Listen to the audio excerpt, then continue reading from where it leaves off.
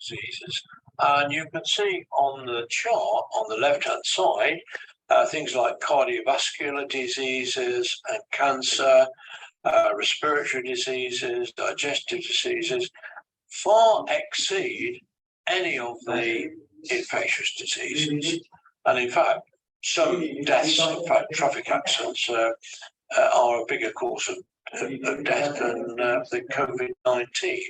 So non-communicable diseases, or NCDs, they're basically lifestyle related and they top the chart. So this is really, if we're going to create a sustainable, healthy aging society, this is what we need to tackle. In addition, because of the problems and all the pressures on general practitioners and health services, today we have what I call the comorbidity, which is easiest for a general practitioner to prescribe a pharmaceutical solution and unfortunately, you can get clashes between different pharmaceutical interventions, and unfortunately, there is a very high incidence of death because of wrong prescriptions or medical errors. And the picture that I'm showing on the screen there is based on the situation that we had with my partner's father, Eric Jepson, who came to live with us for the last year of his life.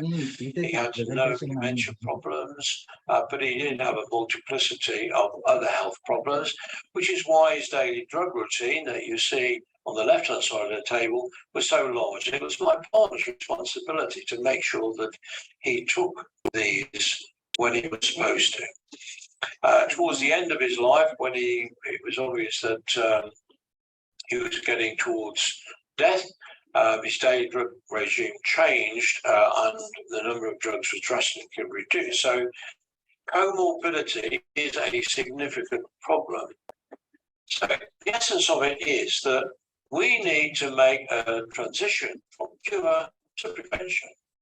And to do this, we need to make behavioural changes in our lifestyles. In fact, the former head of the National Health Service in the UK stated that it was quite clear that the best chance we have for increasing our lifespans and overall improving our health in older age is to adjust our personal behaviours and to do so at an early age. But how can technology solve this problem? Well, the challenge is that how can we influence lifestyle behaviours and circumstances at an individual scale, individual level, but also at scale? Lifestyle medicine, I see as a critical solution for the future. And the British Society of Lifestyle Medicine has described lifestyle medicine as evidence-based, that's important, clinical care that supports behaviour change, person-centric techniques, mental well-being, and minimization of harmful substances and behaviors. So that in a nutshell is what lifestyle medicine is about. But it requires also not only behavior change amongst citizens, but a shift in a doctor's role from cure to prevention. So the three principles of lifestyle medicine are that we need to acknowledge the need to action on social, economic determinants of health. So very often these are the determinants of how we behave. We need to have a mix for lifestyle changes. And final principle is to know and understand the 6 pillars of lifestyle medicine, which are healthy eating, mental well-being, healthy relationships, physical activity, minimizing harmful substances, and sleep. So these are the key health and well-being influencers that can make a difference. Diet, exercise, hydration, sleep, mindfulness and stress management, and social support. And I'm going to be looking at the role of consumer digital technologies. Basically, these are measuring key influences on our lifestyle behaviors. They provide an opportunity to create personal benchmarks. So it's no good telling an older person to walk 10,000 steps every day if it's not possible for them. But they can create their own personal benchmarks to improve whatever it is, exercise, diet, etc. You need to set achievable goals, build a supporting environment, provide supporting digital therapies where that is appropriate, and above all, encourage personal responsibility in managing our health. So these are the enabling technologies that may make it possible. Primarily the wearable devices. Smartwatches are probably the most well known because these are devices that collect the data, sometimes in real time, sometimes in batch mode. These deliver the data via smartphones and mobile applications. So that is what we see, and that is how we monitor our health. But to be able to provide us with advice and guidance, and to be able to do this in an ethical and a safe way, we need other technologies like artificial intelligence, high-speed connectivity, cloud computing, and immersive technologies and gamification, which address our psychological aspects of healthy aging. So here I'll look at some of the technologies that are available today. Exercise technologies. These are the technologies which I started using 10 years ago and made such a difference to my health, physical and mental, and my lifestyle. I started off with a device called the Jawbone Up, which was simply a band connected to my applications. Over the last 10 years, I've tested many different wearable devices, etc. I use sense, but also other devices which are more grade,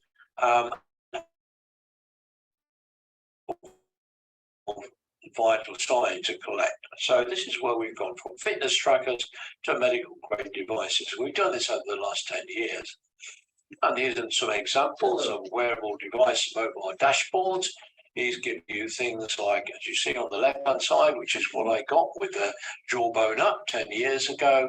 It measured my physical activity, it measured my sleep quality, and it also allowed me to track the quality of my diet. So even 10 years ago, we had some very powerful solutions.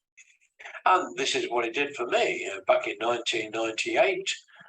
You can see I was quite a fat guy, and in 2011 you can see my stomach protruding, and it all started really in May 2013 when a series of different incidents, nothing to do with any bad health, led me to try and gamify my own health using wearable technologies, and substantial improvements in physical and mental health are achievable if you adopt these approaches. Diet technologies, it's been my experience that actually diet is more important than physical activity. And here are a few screenshots from the device that I use, the Fitbit Sense, that shows some information about the food that I eat, its calorific value, its nutritional value, and giving me some advice on the kind of things that I could eat to improve my whole nutrition aspect. Epigenetics is science which allows you, based on your DNA, to create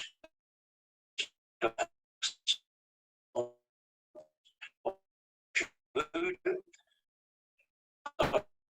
DNA,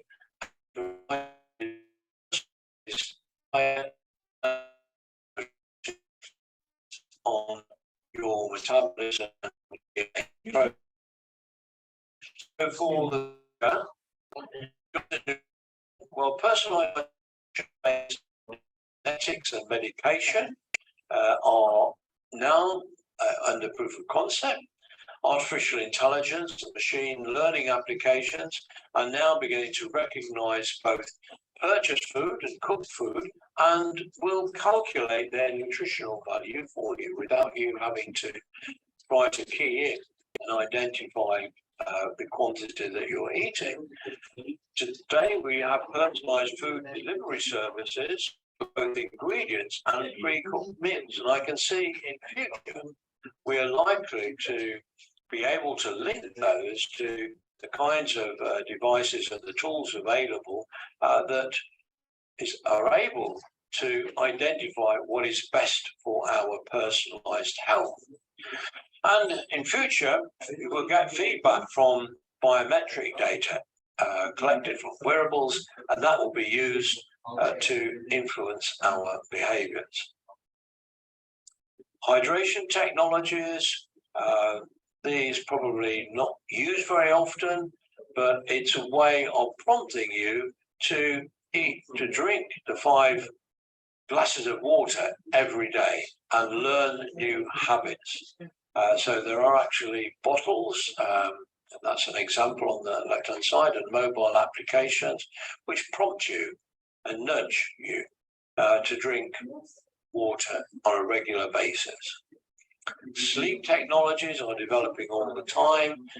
My wearable devices track my sleep, and they have done for the last 10 years, and provide me with personalized advice, which hopefully will help to lead to new habits.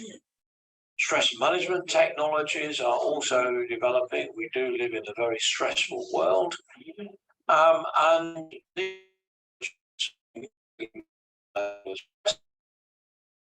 set the gamification element, provide us with feedback, and hopefully that leads to changes in our habits. Social support technology is also very important, and this is Facebook portal, because today families tend to move away and be separated, unlike the communities that 40 or 50 years ago, where many people spent their whole life in the same community. People move away from their family, from their birthplaces, and so these kind of technologies can help to prevent loneliness and isolation, which is one of the big causes of problems in older life. So to deliver healthy, active aging, we need to create new lifestyle behavior habits and do so at as early age as possible. But for older people, the technologies must be plug and play. It's no good having something that's complex to set up. They need to be able to plug it in and use it straight away. A lot of mobile applications you could do that with. You can combine realistic challenges with fun, so there is the motivation to develop these good habits. A lot of these applications connect and engage with family and community, so you're not trying to do it on your own. And no need for giving you own health. So medicine is key to preventative healthcare. Behavior change, though, is complex, and it depends upon personality and socio-economic situations. Digital technologies to measure key influences are increasingly affordable, increasingly medical grade. And finally, health and well-being digital ecosystems can facilitate win-win collaboration between health stakeholders. So we all need to work together to improve our lifestyles and help us to have longer lives, but more importantly, more healthy and active lives. So that concludes my presentation. I just want to thank you for listening to me today. This is a video recording, just in case I am not able to connect you in person, as I will be on vacation in France, and the quality of the Wi-Fi network and whether I'm able to connect to you is not necessarily certain. So thank you for listening again. If I am online, you are more than welcome to ask me questions. So thank you once again.